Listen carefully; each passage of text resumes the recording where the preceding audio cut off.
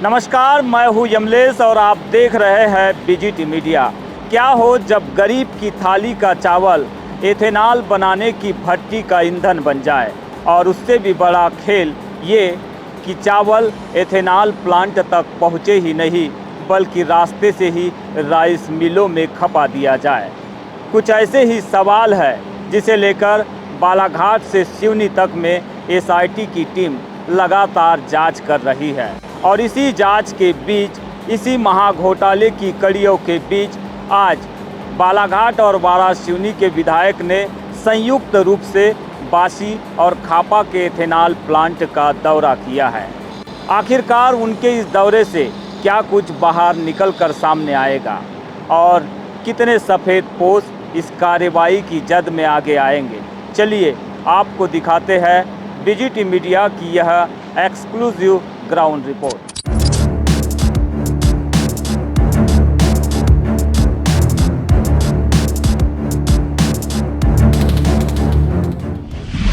यह पूरा घोटाला 5 जून को तब बेनकाब हुआ जब नवेगांव एफसीआई गोदाम से 3 जून 2026 को छिंदवाड़ा के एथेनॉल प्लांट के लिए निकले 3 ट्रकों में से एक ट्रक वारासिवनी की संचेती राइस मिल में पकड़ा गया। बाकी 2 ट्रक 14 दिनों के बाद सिवनी बाईपास पर खाली हालत में मिले। जांच में सामने आया कि 18 अप्रैल से 3 जून 2026 के बीच एथेनॉल प्लांट के लिए 15,500 क्विंटल चावल आवंटित हुआ, जिसके लिए 64 ट्रक रवाना हुए, लेकिन अधिकांश ट्रक प्लांट तक पहुंचे ही नहीं। यहां पर खेल यह था कि 2,320 रुपये प्रति क्विंटल का यह सरकारी चावल रास्ते में ही 2,600 से 3,000 रुपये में निजी राइस मिलर्स को बेच दिया जाता था। इसके बाद राइस मिलर्स बिना कोई धान मिलिंग किए, बिना बिजली और मजदूरी खर्च किए इसी चावल को वापस सरकारी पीडीएस गोदामों में जमा कर मोटा मुनाफा कमा रहे थे। एसआईटी अब तक 50 से अधिक लोगों से पूछताछ कर 17 खाली ट्रक जब्त कर चुकी है। बालाघाट की 6 और सिवनी की 2 राइस मिलें रडार पर है। 4 आरोपी जेल में है, जबकि संचेती राइस मिल के संचालक पिता पुत्र अब भी फरार है। इसमें बालाघाट की एक, जैसे मैंने आपको बताया, संचेती राइस मिल, जिसमें रेड हैंडेड वो राइस मिला था, पकड़ा गया था। और उसके अतिरिक्त भी करीबन 5-6 राइस मिल्स हैं जिनको नोटिस दिया गया है, जो टेक्निकल डेटा एनालिसिस के हिसाब से आया है। तो उनसे पूछताछ चल रही है। उन लोगों ने अपने स्टेटमेंट नोट कराए हैं, उनके रिकॉर्ड हम लोगों ने लिए हैं। सिवनी की भी 2 राइस मिल्स हैं जिसके संबंध में हम लोगों ने रिकॉर्ड्स खंगाला है। सिवनी के एक ट्रांसपोर्टर थे जिनके द्वारा ट्रक्स प्रोवाइड किए जा रहे थे, तो उसमें अभी तक उस ट्रांसपोर्टर की गिरफ्तारी भी हुई है, और कुल मिला के अभी तक करीबन 17 ट्रक जो हैं पुलिस ने जब्त किए हैं, जिनका इन्वॉल्वमेंट इस पूरे केस में लग रहा है। और 2 लोगों के नॉन अवेलेबल वारंट्स जो हैं वो माननीय न्यायालय के द्वारा निकाले गए। इस सिंडिकेट में एथेनॉल प्लांट्स की भूमिका शुरुआत से ही सवालों के घेरे में रही है। इसी सच्चाई को करीब से समझने के लिए आज बालाघाट विधायक अनुभा मुंजारे और वारासिवनी विधायक विक्की पटेल ने सीधे बासी और खापा स्थित एथेनॉल प्लांट का निरीक्षण किया। विधायकों ने प्लांट के एचआर हेड और मैनेजमेंट प्रमुख के साथ पूरे प्लांट का दौरा किया। हालांकि मौके पर मुआयना करने के दौरान विधायकों को प्रत्यक्ष रूप से कोई ऐसी बड़ी खामी नजर नहीं आई, लेकिन कागजों और ट्रकों की एंट्री के खेल ने संदेह को और गहरा दिया है। प्लांट के अंदर की व्यवस्थाएं देखने के बाद विधायकों ने बीजीटी मीडिया के साथ और मैनेजमेंट के साथ कई अहम मुद्दों पर चर्चा की। मेरे पीछे में ये जो आप भारी भरकम मशीनें एथेनॉल प्लांट को देख रहे हैं, आरोप है कि इन्हीं के जरिए गरीबों के हक का चावल खपाया गया है। यानी कि जिस तरह के करोड़ों के घोटाले की बात सामने आई है, उसी को लेकर कई एथेनॉल प्लांटों की संदिग्ध भूमिका को लेकर सवाल खड़े हो गए हैं। आज इसी मसले पर बालाघाट और वारासिवनी के विधायक संयुक्त रूप से बासी के एथेनॉल प्लांट पहुंचे हैं। यहां उन्होंने प्लांट के एचआर हेड के साथ में चर्चा की, प्लांट में संचालित मशीनों का अवलोकन किया, निरीक्षण किया, और अब वे यहां से खापा के एथेनॉल प्लांट की ओर बढ़ने के लिए निकल चुके हैं। तो आगे हम आपको इस रिपोर्ट में दिखाएंगे कि इस निरीक्षण के पीछे का मकसद क्या था, इस निरीक्षण के बाद क्या कुछ निकल कर सामने आया है, और किस तरह की भूमिका इन प्लांट्स की विधायकों को इस दौरे के दौरान समझ में आई है। विधायकों के निरीक्षण के दौरान जब बीजीटी मीडिया ने प्लांट के एचआर हेड और जनरल मैनेजर से इस घोटाले में उनकी संलिप्तता पर सीधे सवाल किए तो उन्होंने साफ तौर पर खुद को और अपनी कंपनी को इस पूरे हेराफेरी से अलग कर दिया। एथेनॉल प्लांट के एचआर हेड दिनेश सिंह जी मौजूद है। सर बताएंगे, जिस तरह के आरोप लग रहे हैं कि एथेनॉल प्लांटों में पीडीएस का चावल खपाया जा रहा है, प्रबंधन के एक प्रमुख अधिकारी होने के नाते आपका क्या जवाब होगा इस पर जो आरोप लग रहे हैं? देखिए अमलेश जी, ऐसा है कि ये चीज़ें अभी मीडिया में आई हैं और सरकार की तरफ से भी चीज़ की जांच पड़ताल चल रही है। जैसे कि हमारे आदित्य मिश्रा जी और कलेक्टर साहब ने इसमें एसआईटी बनाई हुई है और एसआईटी की जांच भी चल रही है। पिछले कई दिनों से इस चीज़ को लेकर काफ़ी हाईलाइट हुआ है, मीडिया में भी चल रहा है। पहले ये सिर्फ एक स्पेसिफिक मिल के सवाल था, आज ये चीज़ आगे बढ़कर पूरे बालाघाट से लेकर वो मध्य प्रदेश के क्षेत्र जा चुका है। मैं आपके माध्यम से यही कहना चाहता हूँ, जैसे कि अभी भी मैंने विधायक महोदया को बताया है कि हमारे यहाँ क्या है कि मोर देन 80% जो है वो मक्का यूज़ होता है करके, और जो भी हमारे यहाँ जो चावल आए हैं वो एफसीआई की गाइडलाइन के बेस पे ही आया है। तो हमारे यहाँ मैं नहीं समझता कि ऐसी कोई यहाँ पे दिक्कत है। डॉक्यूमेंट्स हैं, जो भी अधिकारी जब चेक करना चाहें चेक कर सकते हैं और हम उसके लिए तैयार हैं। ये जो एसआईटी की टीम बनी है, ये आपके प्लांट तक पहुंची है क्या? उन्होंने आपके यहाँ स्टॉक पंजी या फिर जो एफसीआई के थ्रू ये जो चीज़ें हैं अभी जानकारी चल रही हैं, उन्होंने अपने अपने अलग अलग जो अधिकारी हैं वो अपना अपना डॉक्यूमेंट्स वगैरह को लेके वेरिफिकेशन का कार्यक्रम चल रहा है उनका।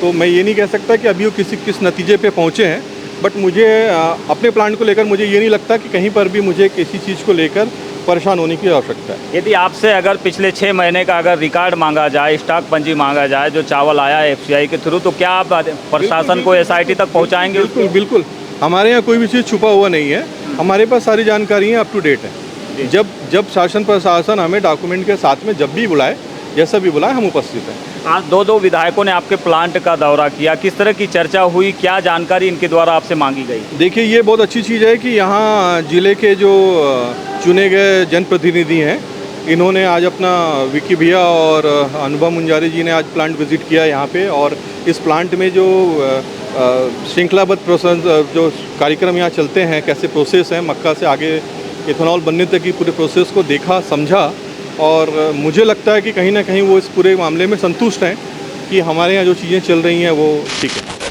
उनका तर्क था कि प्लांट के गेट तक जो माल पहुंचता है उसी की जिम्मेदारी उनकी होती है, लेकिन जब हमने एसआईटी जांच का हवाला दिया तो मैनेजमेंट ने सहमति जताते हुए माना कि एसआईटी उनके प्लांट्स की भूमिका की भी जांच कर रही है और वे पूछताछ में सहयोग कर रहे हैं। मैनेजमेंट का यह कबूलनामा इस बात का साफ संकेत है कि जब तक एसआईटी की फाइनल रिपोर्ट नहीं आ जाती, एथेनॉल प्लांट्स की भूमिका को क्लीन चिट नहीं दी जा सकती। निरीक्षण के बाद जब दोनों विधायकों ने बीजीटी मीडिया से एक्सक्लूसिव बातचीत की तो उनके तेवर बेहद तल्ख नजर आए। विधायकों ने न सिर्फ सिस्टम पर सवाल उठाए बल्कि एसआईटी की जांच की दिशा पर भी प्रश्न चिन्ह लगा दिया। विधायकों का स्पष्ट कहना था कि हजारों क्विंटल चावल बिना प्रशासन और बड़े सफेद पोशों की मिलीभगत के गायब नहीं हो सकता। उन्होंने आरोप लगाया कि जांच की आंच सिर्फ छोटे कर्मचारियों और ट्रांसपोर्टर्स तक सीमित नहीं रहनी चाहिए। साथ में दोनों ही विधायकों ने स्पष्ट किया कि गरीबों के हक के चावल में हुए इस करोड़ों के घोटाले को वे आगामी विधानसभा सत्र में पूरी ताकत से उठाएंगे और सरकार को घेरेंगे। बालाघाट और वारासिवनी के कांग्रेस विधायकों ने आज संयुक्त दौरा करते हुए बासी और खापा प्लांट में अपनी दस्तक दी। यहाँ पर उन्होंने यहाँ के एचआर हेड, यहाँ के मैनेजमेंट के साथ मिलकर प्लांट का निरीक्षण किया, बारीकी से अवलोकन किया। लेकिन इस बीच जो सवाल है, जिस तरह का ये घोटाला हुआ है, उसे लेकर क्या कुछ इस निरीक्षण में मिला, मैडम बताएंगे? देखिए, जो अभी बड़े दुर्भाग्य की बात है कि जो 1200 करोड़ रुपए का चावल का घोटाला हुआ है, जो गरीबों के हक का था, जो कुपोषित बच्चों के अधिकार का था, जो गर्भवती महिलाओं के अधिकार का था, तो उस कड़ी में कहीं ना कहीं ये जो गड़बड़ी हुई है या मनमानी हुई है या भ्रष्टाचार हुआ, उसमें एसआईटी गठित की गई है। और जो प्रमुख रूप से जो हमारे यहाँ 2 एथेनॉल प्लांट चल रहे हैं, बासी और खापा, वारासिवनी क्षेत्र के अंतर्गत आते हैं, तो कहीं ना कहीं एथेनॉल प्लांट का भी नाम सामने आ रहा है, नामों को शामिल किया गया है और एसआईटी के जांच के घेरे में दोनों प्लांट भी आ रहे हैं। तो हमने एक जिम्मेदार जनप्रतिनिधि होने के नाते आज दोनों प्लांट का दौरा किया है और अब यहाँ का मैनेजमेंट तो अपने पक्ष में ही बात करेगा और ऊपर से तो कुछ स्पष्ट समझ में आता नहीं है। लेकिन जब हमने सवाल किया कि एसआईटी की टीम गठित हुई है तो अधिकारी यहाँ पर आए जांच के लिए, तो उन्होंने थोड़ा सा गोलमोल जवाब दिया कि हाँ आए तो थे, लेकिन उससे ज़्यादा वो कुछ बोल नहीं पाए। और यहाँ पे हमने देखा कि बोल ज़रूर रहे हैं कि श्रम कानून के तहत हम स्थानीय लोगों को रोज़गार देते हैं, बेरोज़गारों को रोज़गार देते हैं, लेकिन मुझे नहीं लगता कि ये स्थानीय लोगों को रोज़गार देते हैं। हमने जैसे कुछ बिहार के हमारे मज़दूर भाइयों को यहाँ पे काम करते देखा, तो गड़बड़ियाँ तो हैं, पूरी तौर पे तो हम नहीं कह सकते, जो हमें समझ में आया। और मेरा तो कहना है कि अगर कहीं कुछ गड़बड़ हुआ है या कुछ गलत है और 1200 करोड़ का घोटाला चावल का ऐसे ही नहीं हुआ है, इसके लिए जो भी दोषी हैं, चाहे वो कितना भी पावरफुल व्यक्ति हो, चाहे वो पावर में बैठा हुआ हो या सरकारी तंत्र का अधिकारी हो, उन पर सख्त कार्रवाई होना चाहिए, क्योंकि गरीबों के अधिकार के साथ खिलवाड़ बर्दाश्त नहीं किया जाएगा। एसआईटी की टीम का गठित होना और फिर उस एसआईटी टीम के द्वारा प्लांटों में जाकर चर्चा करना या फिर इस भूमिका की, संदिग्ध भूमिका की जांच करना, क्या आपको लगता नहीं कि कुछ तो गड़बड़ है तब जाकर एसआईटी की टीम इन प्लांटों तक पहुंची थी? क्या आपको लगता है? एसआईटी की जांच चल रही है इसमें। आज हम बड़े नेताओं के आदेश पर हमारे क्षेत्र में जो एथेनॉल प्लांट उसका निरीक्षण किया, उसका मेन कारण था कि चावल कहाँ से आता है, चावल कहाँ से आ रहा है। लगातार जो बच रही थी कि एफसीआई का चावल गोलमोल तरीके से यहाँ जो आना चाहिए वो यहाँ ना आते, बाहर बेचा जा रहा है, उसी की जाँच करने में आए थे। हमारे साथ हमारी बारात की विधायक हमारी भाभी थी, हम आज बासी प्लांट भी गए, यहाँ भी आए। ये तो देखा हमने, चावल भी चेक किया, जहाँ चावल जहाँ से निकल रहा था वो भी चेक किया, कहाँ से आ रहा है वो भी सबने चेक किए। इनकी जो सुरक्षा मापदंड भी हमने चेक की। हमने जो ये भी पूछा कि स्थानीय लोग कितने हैं यहाँ, उन्हें हमको बताया कि 70% ऊपर है। और हम इनके बाद लिस्ट भी मंगाएंगे इनसे कि हैं तो कहाँ है बताइए आप, पिछले 5 महीने की पेमेंट शीट दीजिए, आप आधार कार्ड की आधार दीजिए, कितने लोग यहाँ के कितने बाहर के हैं। दोनों चीज़ निरीक्षण किया हमने। आज पैसा हम पहली बार आए थे, पहली बार बच्चों हमको समझ में आया है, आगे भी हम फिर आएंगे। और जो खामियां आ रही है एथेनॉल में, जो पेट्रोल में ज़्यादा जा रहा है उसमें नुकसान हो रहा है, और जो चावल की बात आ रही है, दोनों की हम जांच करने आए थे। और हमने आज जो देखा है, मैंने और भाभी ने, ये रूपट हम ऊपर नेता तक पहुँचाएंगे और सच को सामने लाने का प्रयास करेंगे। आप लोगों को लग रहा है कि जो एसआईटी गठित हुई है वो सही तरीके से जांच कर रही है इस घोटाले की? क्योंकि ये घोटाला केवल बालाघाट तक सीमित नहीं होना बताया जा रहा है, पूरे प्रदेश का बताया जा रहा है। और कई सारी राइस मिलों का इन्वॉल्वमेंट, एथेनॉल प्लांटों का इन्वॉल्वमेंट, कई लोगों का इन्वॉल्वमेंट, कई सफ़ेद पोशों का भी इन्वॉल्वमेंट की बात आ रही है। आपको तो क्या लगता है एसआईटी सही तरीके से जाँच कर पा रही है? बिल्कुल, ये बहुत बड़ा मामला है और बहुत दिन बाद किसी मामले में एसआईटी गठित हुई है।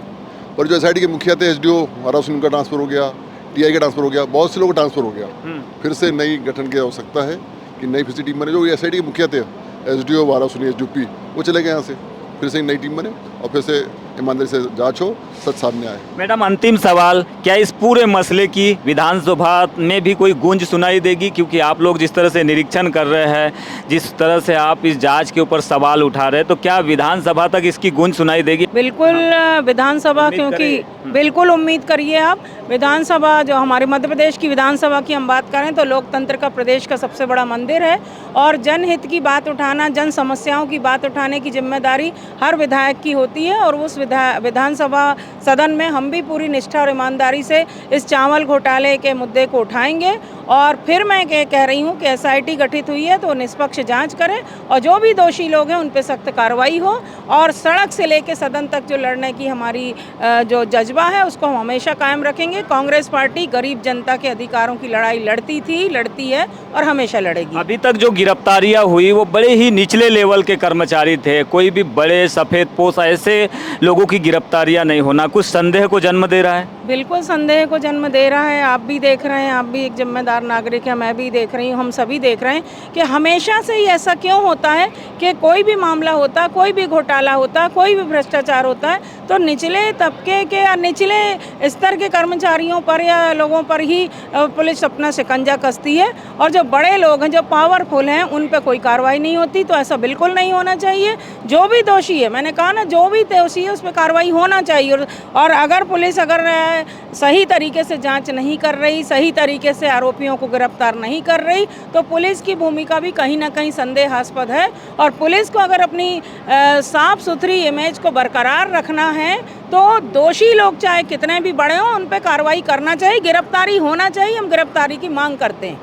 तो निरीक्षण का मतलब इन विधायकों का केवल इतना नहीं है कि प्लांट की क्या भूमिका है, राइस मिलर्स की क्या भूमिका है, बल्कि सबसे बड़ा सवाल विधायकों ने उठाया है कि जो एसआईटी टीम के द्वारा जांच की जा रही है उसके द्वारा केवल छोटी सी छोटी कड़ियों तक पहुंचने की कोशिश क्यों नहीं की जा रही है, उन बड़े सफ़ेद पोशों को क्यों नहीं गिरफ्तार किया जा रहा है जो इस पूरे स्कैम में चावल के इस महाघोटाले में शामिल है। देखना यह होगा कि जिस तरह से विधायकों ने दौरा किया है इसके बाद इस पूरे मसले पर सियासी पारा और कितना गर्म होता है और बालाघाट से लेकर राजधानी भोपाल तक इस मुद्दे की गूंज कहां-कहां हमें सुनाई देती है। कैमरा सहयोगी कमल के साथ डिजिट मीडिया के लिए मैं बालाघाट से यमलेश वंजारी।